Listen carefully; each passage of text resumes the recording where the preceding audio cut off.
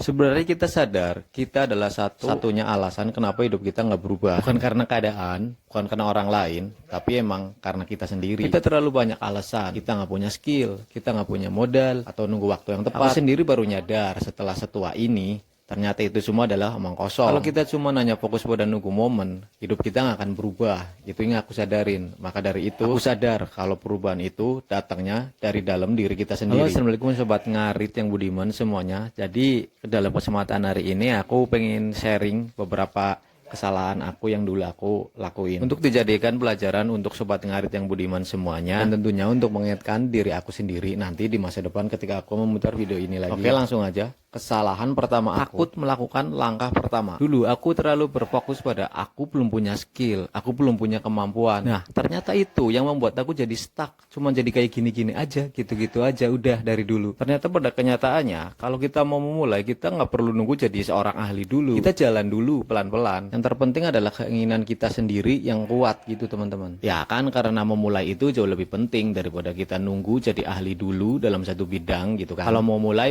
aja bolo, ntar keburu tua kayak aku ini.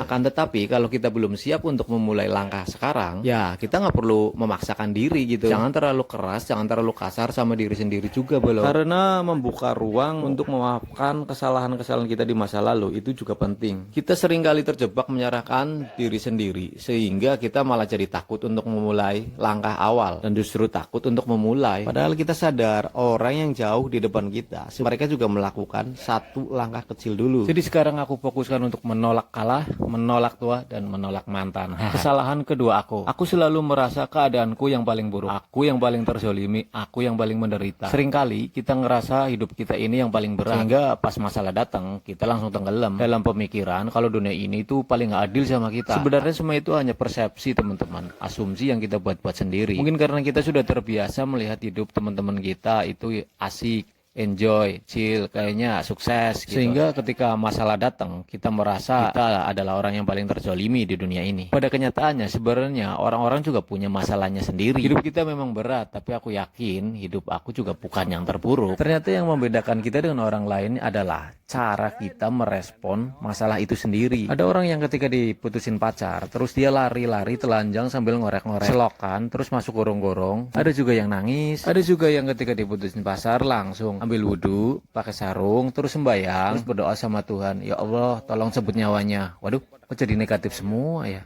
Sekarang aku sudah mulai mengambil sudut pandang dari sisi optimisnya teman-teman. Daripada aku melihat situasi buruk sebagai bencana, sekarang aku lebih kepada melihat itu semua sebagai peluang untuk belajar dan berkembang. Dan sekarang aku mencoba untuk merubah semua perspektif aku secara keseluruhan. Aku nggak mau optimis di satu aspek hidup aku sendiri. Aku mencoba merubah semua mindset aku sendiri secara keseluruhan. Semua pengalaman, mau pengalaman baik ataupun pengalaman yang buruk, adalah sebuah perjalanan berharga aku. Kadang-kadang aku coba nengok ke belakang ke masa lalu aku yang dulu. Masalah yang dulu aku anggap itu begitu besar, ternyata sekarang ya biasa-biasa aja. Tidak sesulit yang aku bayangkan pada waktu itu ya kan. Jadi masalah yang kita anggap besar sekarang, kemungkinan di masa depan ternyata masalah itu bukan apa-apa. Bahkan mungkin kita anggap itu bukan masalah. Nah, daripada kita mendramatisir masalah, lebih baik otak kita difokuskan untuk mencari solusi untuk keluar dari masalah itu dengan cara yang positif. Ya contohnya kayak gini, sambil ngopi, mandiin domba, bikin konten, siapa tahu di masa depan bisa dimonet ya kan. Kita harus ingat lagi teman-teman, masa depan kita sendiri yang tentuin, bukan presiden, bukan tetangga, bukan mantan, bukan juga saudara-saudara kita, tetapi kita sendiri. Nah, dengan cara merubah perspektif kita secara keseluruhan, itu bisa membuat kita menjadi cepat move on gitu, dan nggak tenggelam dalam keadaan yang negatif. Dan karena otak kita negatif, nanti kita juga nyarinya circle-circle yang negatif.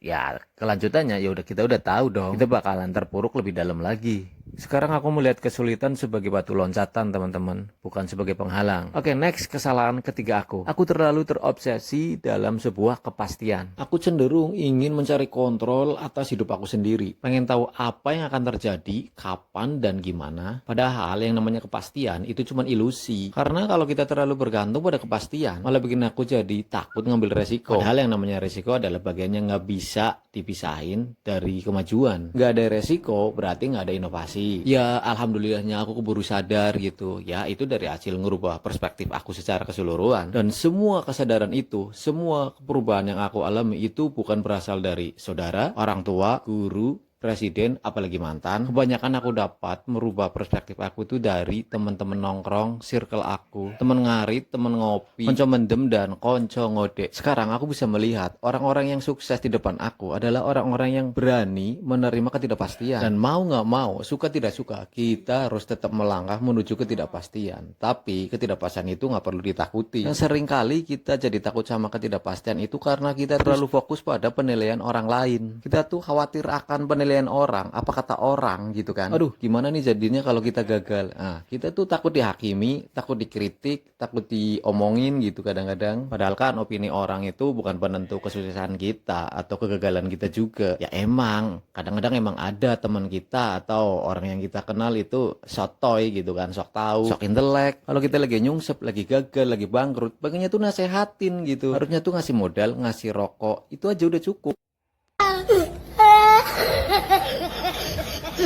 Okay guys, thank you for watching my video. Don't forget to like, subscribe, or comment if you want to, and share this video if you think you got the insight or take a benefit from my content video as well. Keep it up and bye bye. Aduh, ngomong apa sih gue mikir lah nyong. Oke, wassalamualaikum warahmatullahi wabarakatuh, sobat ngarit yang budiman semuanya. Bye bye. Berarti kira-kira konten apa maning ya? Aduh.